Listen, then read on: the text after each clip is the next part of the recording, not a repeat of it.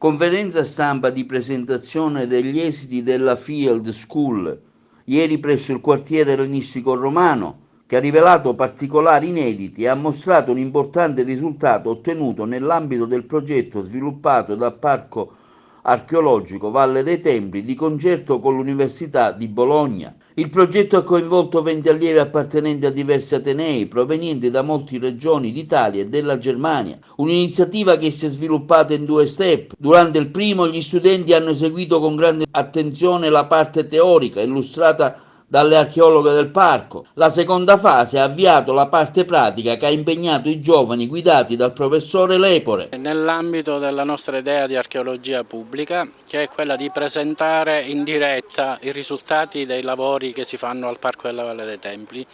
in questo caso in collaborazione con l'Università di Bologna e attraverso una modalità anche per noi nuova, che è quella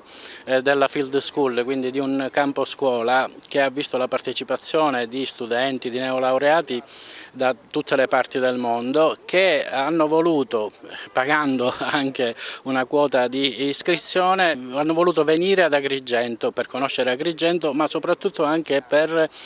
vedere le modalità di gestione del parco e le nuove tecniche in campo di conservazione, restauro e valorizzazione, in questo caso degli affreschi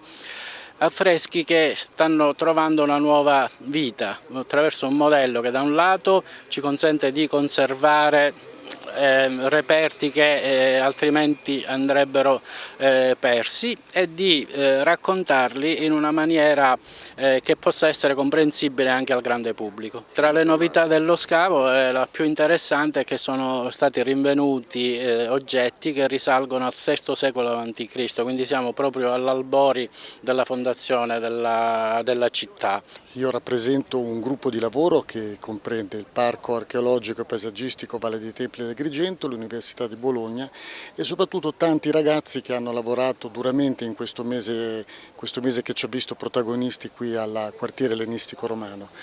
I nostri lavori sono stati sostanzialmente di tre tipi diversi. Il primo, abbiamo cercato di comunicare al meglio i beni culturali, cioè abbiamo messo in pratica una copertura di una pittura che era praticamente scomparsa